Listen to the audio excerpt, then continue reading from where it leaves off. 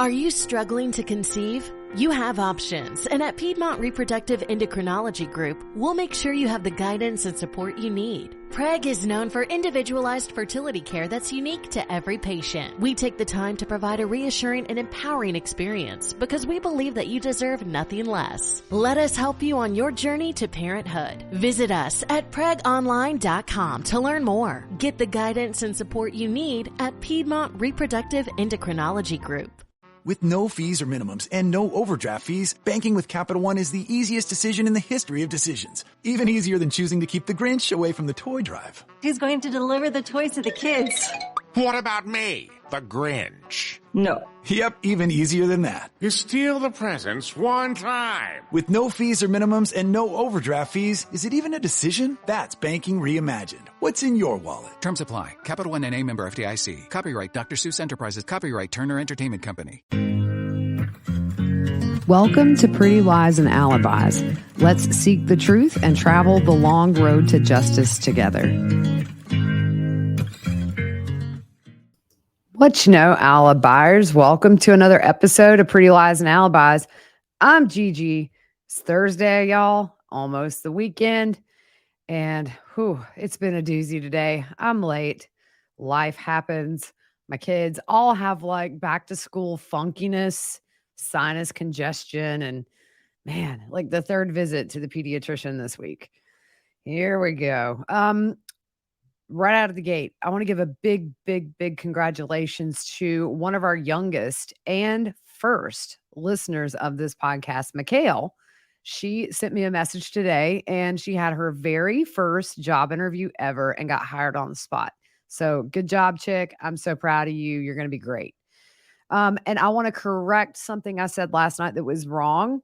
This is probably the only thing I said last night that was wrong, but Chad's kids were on 48 hours, not 2020. It's the numbers. You guys know how I am with numbers.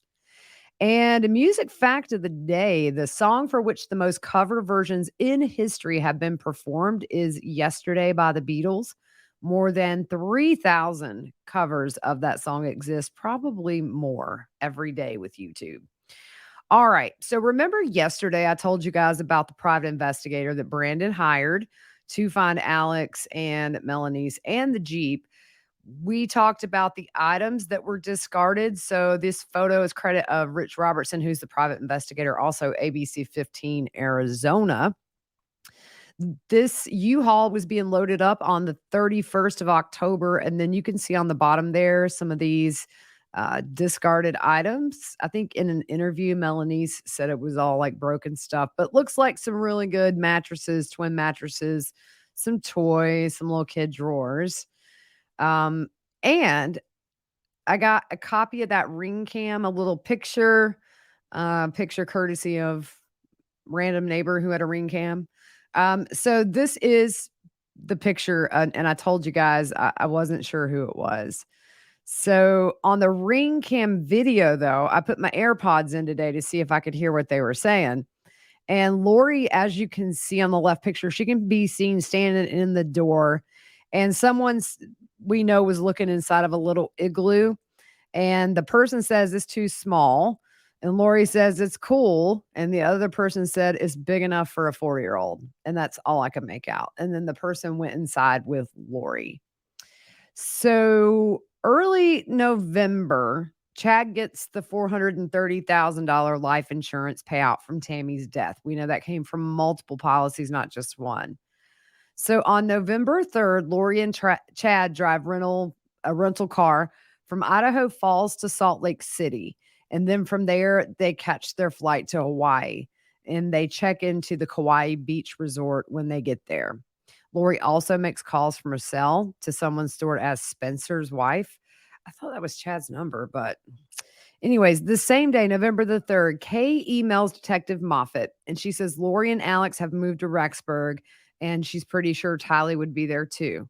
She also emails asking for the 911 call pertaining to Charles and also his autopsy report.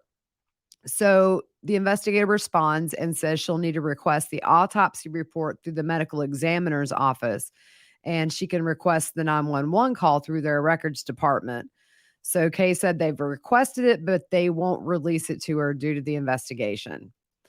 On November 4th, Lori and Chad are in Hawaii and they have a marriage license appointment. And also the same day, police spot the Jeep in the parking lot of the townhomes and they impounded that. So the VIN displayed on the dashboard was concealed. Also, surprise, surprise, nobody calls to say, "Excuse me, we had a Jeep in the parking lot, but it's gone," because they clearly had other things going on. So November 4th, the private investigator Rich Robertson says this is the day that Melaniece and Alex arrive in Rexburg with the U-Haul. There's been some back and forth about what the actual date was. I've heard the 1st, but it seems like the 4th due to the fact that she had made that stop to see if her kids were there because the Holy Spirit gave her a heads up. But Melaniece talked to Nate Eaton from East Idaho News, and when asked about not seeing Tylee and JJ when she moved to Rexburg, here's what she says. "When I moved up that first week in November, Alex helped me move on Halloween night. We drove up that first week in November with a moving truck. I was very involved in setting up my home and getting everything for my kids. I did bring all the things they do need with them besides a mattress that had stains on it. Throws back up. Broken toys and outgrown clothes that I left out front. It was not all of their belongings. I just took everything that was important to us to consolidate into a smaller apartment. I was getting my home ready and was going to figure out what's going on with my kids and get them back here. We were going to have a fresh start. And Lori is very independent, doing her own thing. She was next door, but I spent most of my time with Alex. Alex would come over and hang out with me. Those days were hard and teary, missing my kids, and he would come over and lift me up. So if I saw Lori, she was still moving in and getting situated, so I didn't spend a lot of time over there. I did see some of their things. She had a room set up perfectly for Tylee and JJ, and it didn't seem strange to me. I knew the threats she was getting from Kay Woodcock and from others, and I guess I didn't ask questions because I knew that history. I knew what was going on, and in my own head, I'm trying to find out where my own kids are." So the same day, police knock on her door. And Nate from East Idaho News asked when was she first aware there was an investigation and that Tylee and JJ were missing. And she said, "I'm foggy on this date, but Rexburg Police Detective Hermosillo and another gentleman had come to my door while I was moving my stuff in. So it had to have been in early November, I guess the second week in November. I get a knock at the door and I open it and see police and I'm jumpy because what is my ex up to? What's the next thing? Are my kids okay?" The detective said, "Do you know who lives next door?" And I said, "Yes. I think Alex's name was on the lease. So sometimes my uncle's over there. Sometimes my aunt goes over there." And I didn't know what that was about. That was it. That was my first encounter with Rexburg police. Okay, so November 5th, Lori and Chad get married. And it's gross. And I put it up on the screen. But to look at these pictures, knowing what we know, it's just gross. Ugh.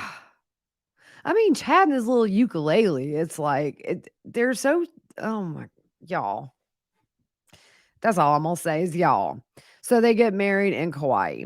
Investigators in the Gilbert documents note that Chad and Lori go quiet after their wedding, and there are no other text messages that seem to be in reference to any crimes or the missing children.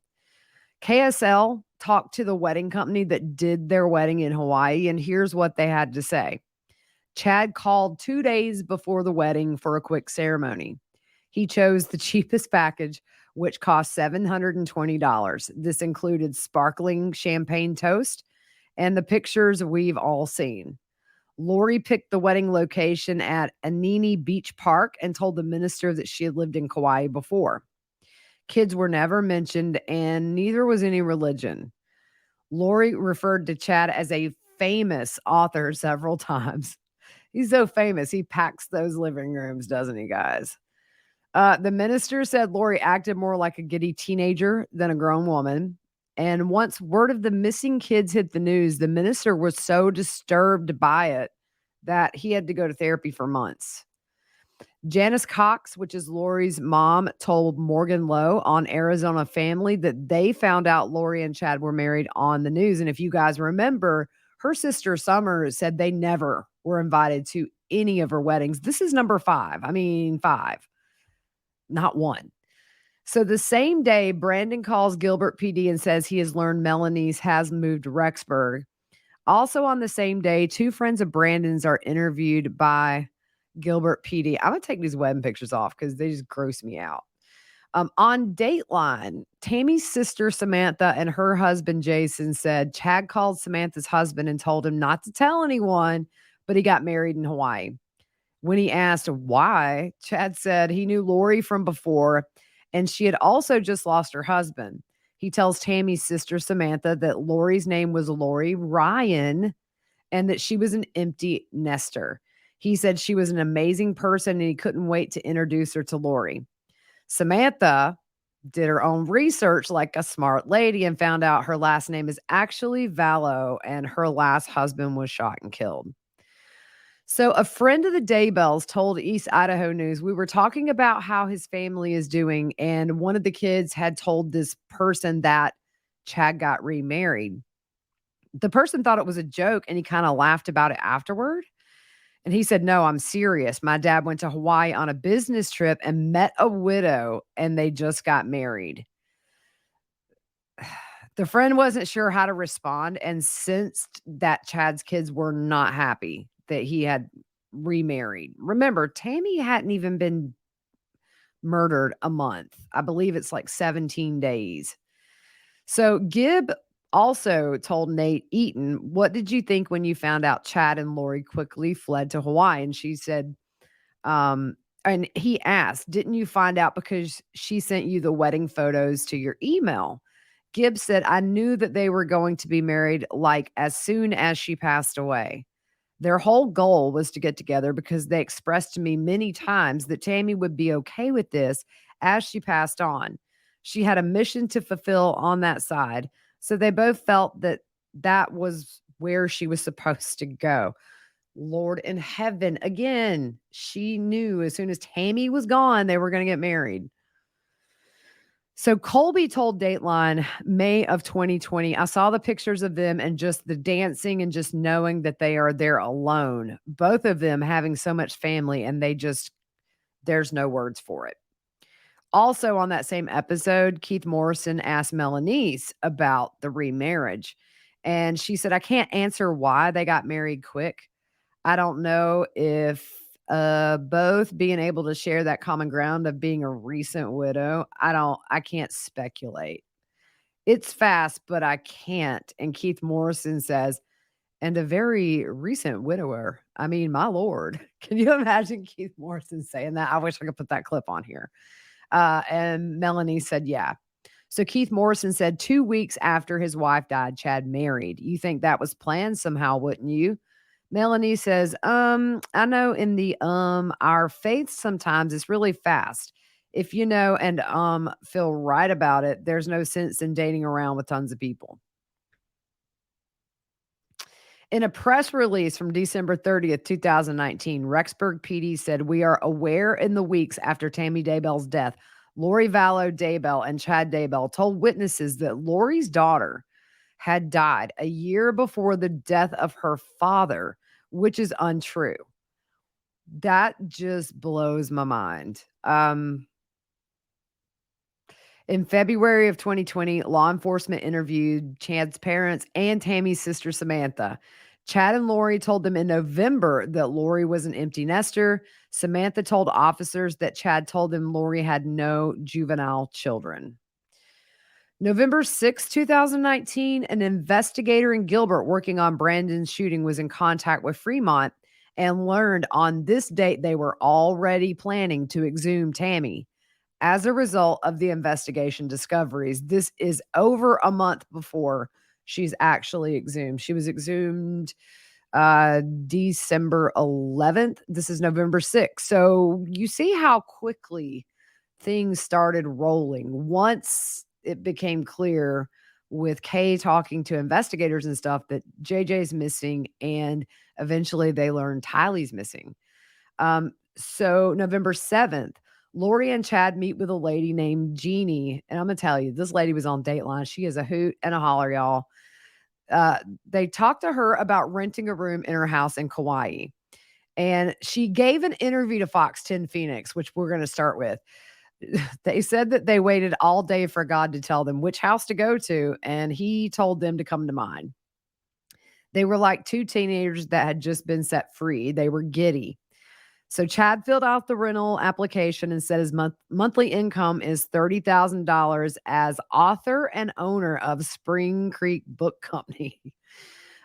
We know he was making $2,000 a year doing that, and Tammy was the one putting the food on the table. But when you murder your wife and you get that insurance money, maybe you can say you're making $30,000, but you ain't doing it as an author, dude.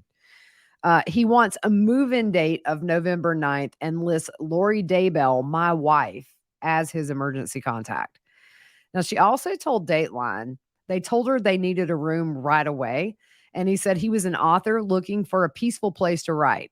When Chad and Lori were leaving, Lori turned to Chad and said he was a prophetic guy, a healer, and someone you would come to if you needed anything. So this lady Googled Chad's name and finds out about Tammy dying literally 2 weeks earlier. So she texted Chad. She said, I found the obituary for your real wife, Tammy. I see it's only been a couple of weeks ago. She said, it must have been a horrible shock. Chad texted back, yes, Jeannie, it was such a shock when I woke up that morning. I could clearly see she had been dead a couple of hours. And at the grave, she talked to me and told me she's happy on the other side of the veil, helping people like she always does, and for me to go on with my life. She said she was thinking, it's only been 2 weeks. Are you that disconnected? She texted back, oh, wow. What did the coroner say? What did the autopsy show? So you knew Lori already? Chad never texted back. She said he knew I knew. She told Fox 10 Phoenix that Chad said, I felt she helped me reconnect with Lori so quickly, and it has actually helped my children to move forward, which is contrary to what we just heard. So November 8th, Chad emails a person who has rental property in Hawaii and says him and Lori would be interested to see the property, and asks if the owners would be interested leasing the place to a clean couple with no kids. Also on November 8th, Kay finds out that Lori was using Charles's Amazon account and looked for beach wedding dresses, men's extra large white slacks and shirt, men's tennis shoes, swim trunks, and a women's yellow bathing suit. And Kay found this by looking through Charles's emails and Google search history. And she told East Idaho News, I stayed right here on my computer for 12 hours. I was on the phone with our PI Rich, with our Chandler detective, with Brandon's Gilbert detective. I don't think I was talking to the FBI then. That was on November 8th. I went through every email and every account that I could get into because I knew his favorite passwords. I didn't know they were married at that time. So Nate asked, was Lori tech savvy? Delete messages, delete histories on computers. And Kay said she could delete text messages, but she never even thought the emails are going into that Google account, which was Charles's Gmail account. Real quick, we're going to do our paid sponsor of the week. I appreciate them so much. And I'm going to tell y'all, today was a problem solving day for me, like every hour, literally. And so our paid sponsor for the week, as you know, is BetterHelp. That's HELP help. And look, I get consumed by problems. Today was one of those days. That's why I'm so late. I just had like 50 million things that were going wrong and trying to put out little fires here and there and couldn't focus on these notes. And so, as you know, when you get help and you learn to find the solutions to help you work through problems, your day is so much easier. And finally, about 3:00, I started doing that. But sometimes we don't know how to, and we need somebody to show us how to deal with all of these problems. And I've reached out during difficult times in my life. I've had a few. And it was easier than I expected to talk to a stranger. That seems to be a holdup with a lot of people. But, the embarrassment that I felt to seek help faded away once I realized that they were giving me coping techniques to use to feel better and be more productive and not so consumed. So, in the end, I was empowered with a lot of strategies I could have never figured out on my own. And my stress levels and overall mood really improved. So, BetterHelp can help you navigate depression, stress, anxiety, self esteem issues, anger, relationships, grief, eating disorders, and more. If you're thinking of giving therapy a try, BetterHelp is a great option. Everything is from home, it's all online. That's amazing. It's convenient, accessible, and affordable. So, get matched with a therapist after filling out a brief survey and switch therapists at any time. When you want to be a better problem solver, therapy can get you there. So visit betterhelp.com/whattheworld today to get 10% off your first month. That's BetterHelp, HELP.com/whattheworld. And thank you guys for the kind messages. A lot of you feel the importance of this sponsor, and I do too. Because, we're only here once. Let's try to make it as stress-free as possible. All right, November 9th, Lori sends Zulema wedding photos on the beach in Kauai. I read that they took over 600 pictures. I want to see them all.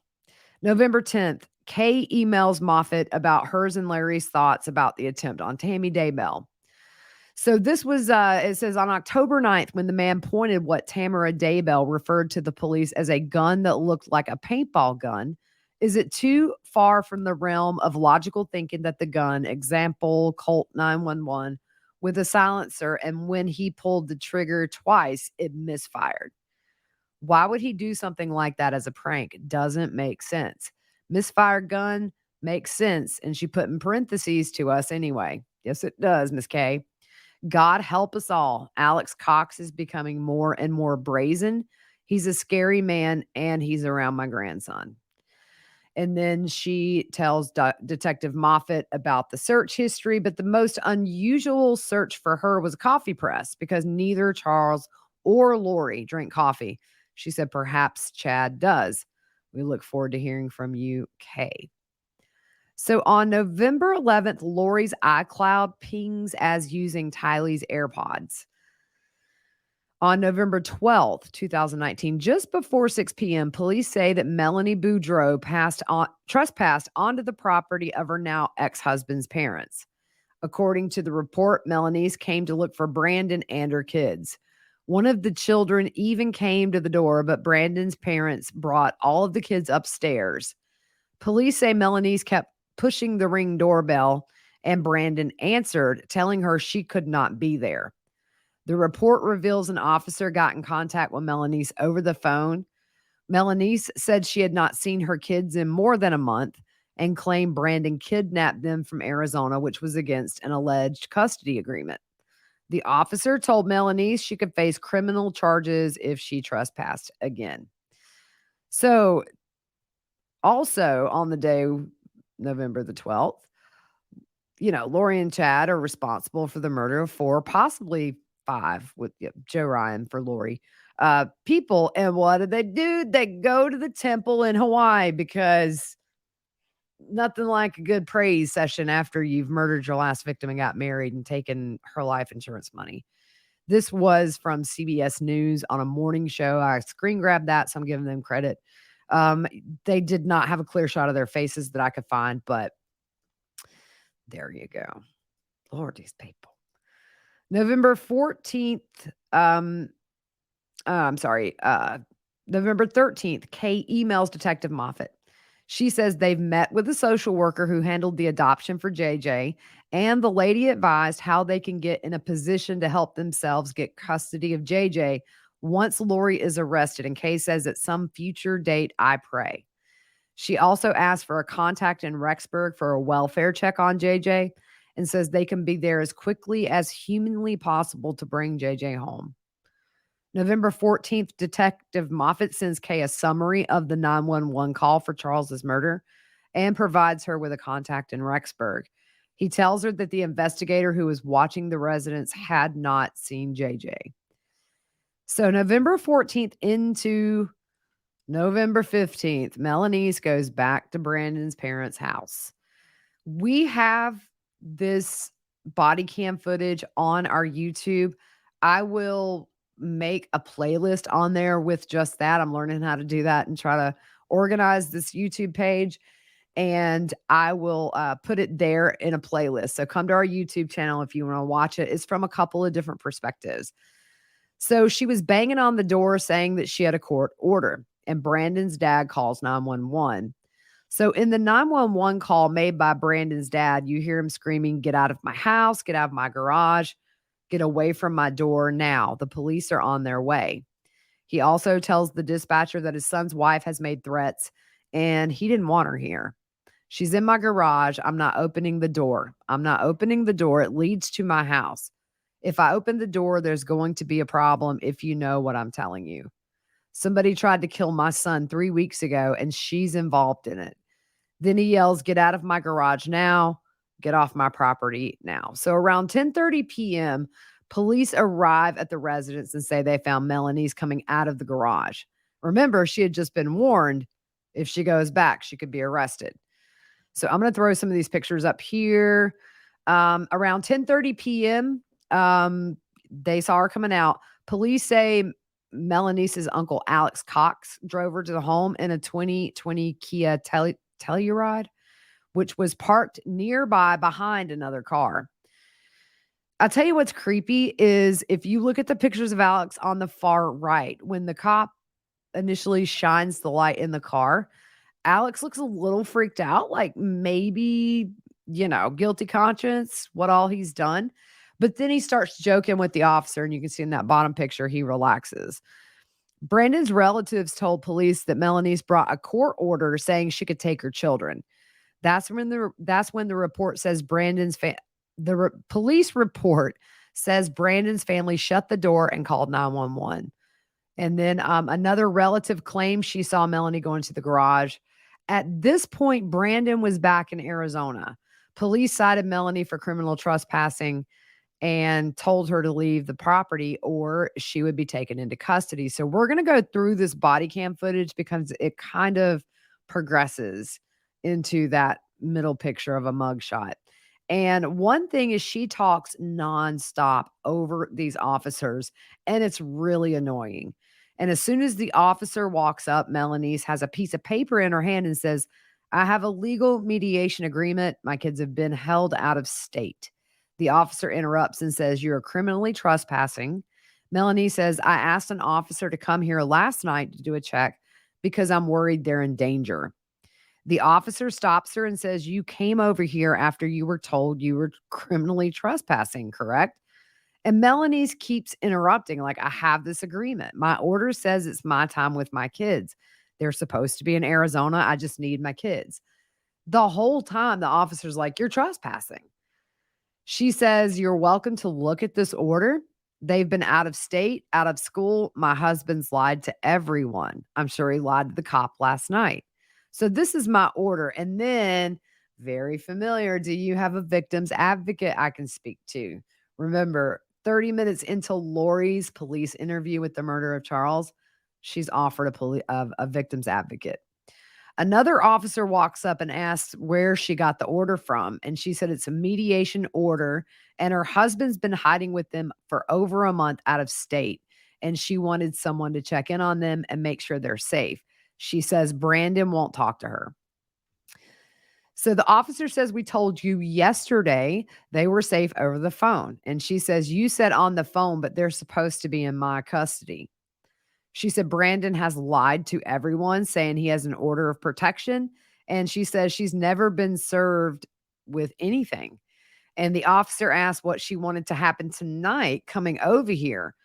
And he said, "Are you just trying to take the kids away from them?"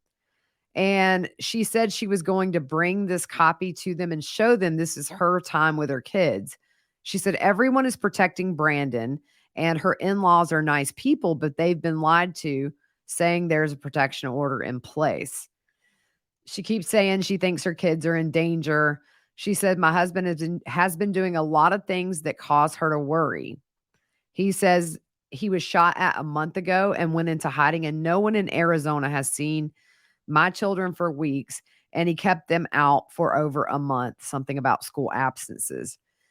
She said she asked an officer last night to come, and the officer told her he could not do a welfare check. The officer said he talked to her a few days ago and came to check on the kids because Melaniece was there. Melaniece said her phone was on speaker and she couldn't hear well, so she called the next day saying she didn't want to go over again. Can you send an officer?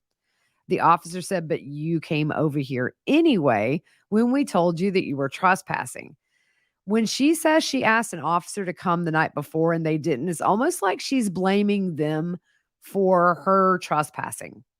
I mean, and here's the thing too, is unlike Lori, this interaction with police, they were not buying her story and they were calling her out every other sentence. Like, you're trespassing. We told you not to come back.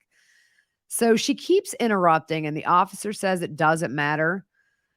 She says, my children are probably in danger. And he says, they're in danger. You know that for sure. She said, I know what my ex is capable of. He has a lot of people working with him. And I just wanted to make sure my kids were safe last night. The officer says, you were trespassing. I asked you that over the phone if you understood, and you said you did so. And Melanie says, okay. She says, I believe with my order, I can just come get my children. I'm not going in. And the officer says, nope. The officer says you being on the lawn right now is a violation of that trespass. Melanie says, I can get off. And the officer says, it doesn't really matter now. Melanie says, I'm not trying to barge into their house. She says she's trying to be peaceful, do what's right, and what's in her order. So the officer asked if this order is from Arizona, and Melaniece says yes, they're illegally out of state right now. He's keeping them out of school. And she says she's been searching for them for a month. She said she doesn't know what else to do. She's asked for someone to come see if they're safe. And Brandon's dad probably scared them off, saying there's a protection order. We can go look everything up right now. And there's no protection order. She said she hasn't seen her talk to her kids. She has a 2-year-old, a 4-year-old, a 6, and a 9-year-old. And then she says, my husband's been doing drugs. Here's the other thing. She texted Brandon and was like, you can keep the kids in Arizona and I'll see them during the summer and holidays. It's just, the officer says this isn't the best way to go about it and to come here. Again, she said she asked an officer to see if they're safe. The officer said, we told you they were safe. And this is repetitive, but this is literally what those officers had to deal with that night. She was not going to take no for an answer. She said, I have this mediation, and corrects it to court order that says, if I know where my kids are at, I can come get them. I've never seen a custody order say that, or a court order. The officer says, no, you can't come over here and forcefully take them. The whole time she's still talking over them. She keeps saying she wants to know if they're safe. And the officer yells, we can go in there and see if they're safe. And then we can come back here and tell you they're safe. He finally tells her to stop talking. And we've already trespassed you from this property, telling you you can't come back. And what did you do? You came back here, and it doesn't matter if you've got this piece of paper.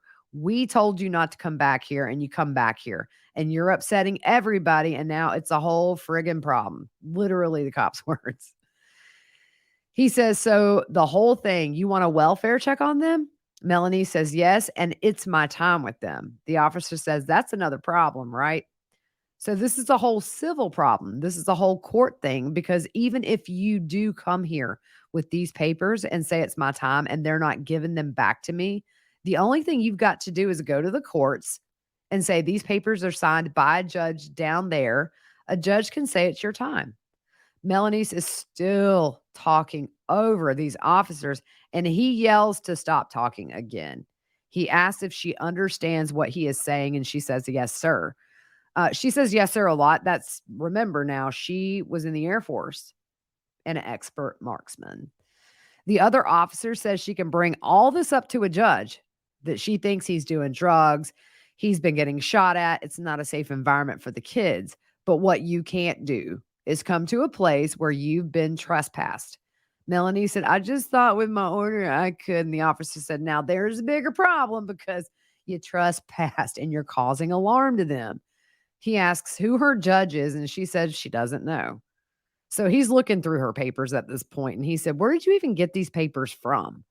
And she said they were mailed to her. And he asks if she lives in Arizona, and she says, yes, sir. The other officer asks if this was done in mediation or court because he doesn't see anything signed by a judge. Melaniece said it's a court order and she has another copy with more signatures. The officer said this is a mediated settlement, not a court order. If it's done through mediation, it's not done through the court. That just means you guys sat down with a mediator, you agreed on something, but it has not been enforced by a judge. Melanie says it has, and she has some paperwork in her car. He says, so you went to court, you sat there with a judge. She says, yes. The other officer says, let's grab that real quick. So she walks to the car with Alex in it, and the officer follows. She says something that I can't understand, y'all. I tried 10 times. And he says, you don't believe we can go see if they're okay? And then Melaniece brings on the waterworks and starts to cry and says, I just want to make sure. And the officer says, we're not here to lie to you, to make sure your kids are safe. That's a huge deal to us. So the car is parked up the road a ways. And the officer asks if there's anyone in the car. And she says, yes. He asks for a name. And she says, Alex Cox. The police later find cause for a domestic violence enhancement since Brandon and Melaniece were still married. The officer determined Melaniece should be taken into custody for arrest. We have all of that. I'll put that in the new playlist tonight. The body cam footage shows her going into the police station room. According to the timestamp, it was 2:19 a.m. They tell Melaniece she'll be taken into custody for criminal trespass and tell her to stand up. She says, okay. They tell her to put her hands behind her back. And an officer asked if her uncle was still out there, and she said yes. So the officer said he would give Alex the papers that she tried to give to the cops at the beginning of all this. And they ask if she knows phone numbers off of her phone, and she says no. Well, probably because they had like 50 burner phones. Good grief. Like, I don't even know anybody's number. If I lose my phone and I'm in an emergency, y'all, I'm screwed. I think I know my grandma's number and that's it. Like, everybody else's cell phone's just stored. So they tell her they'll keep her phone at the jail so she can have it when she's released. And when they're putting her in the back seat of the police car, she says, I've never been in the back of a cop car before. And the officers debate if they want to go tell Alex that she's being arrested. And one says, no, he doesn't want Alex to see her. So they both walk over to Alex's car, the two officers, and give him the papers and inform him that she's being booked. So they tell him he can bail her out, and it usually doesn't take long for processing. He said he could get Alex's number for her to call, and Alex says she has her phone, but the officer says we are taking her phone. Then Alex asks, how much is the bail going to be on that? And the cop says he doesn't know. But when she calls him, she'll know the bail amount. She was booked into Utah County Jail for the misdemeanor. Alex posted her bail of $1,950. So there you go. We're going to stop there for the night. Man, just, the rules don't apply. And again, she didn't tell the whole story. She didn't tell everything. At this point, she says that she lives in Arizona. She moved to Rexburg on the 4th.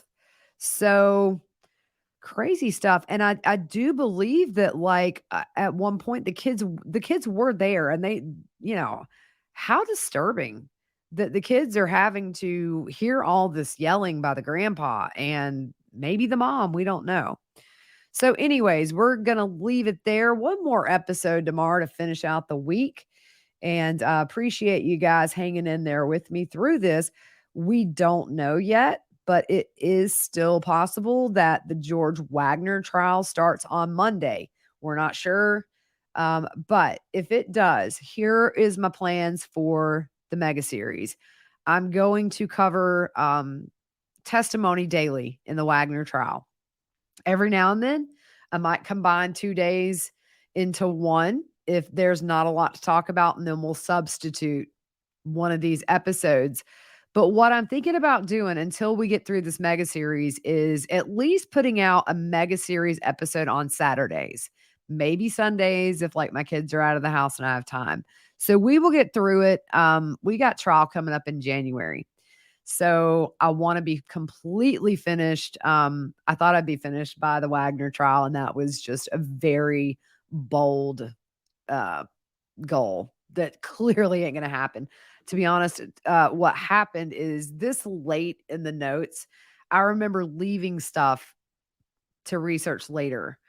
And so like today, I realized, again, I did this once before, I'm not quite there yet. So I'm going to spend the weekend finishing this mega series finally. And we'll roll these episodes out. If Wagner does not start Monday, we'll keep going with these until that starts. All right, guys. Hope you have a really good night, and we'll see you tomorrow.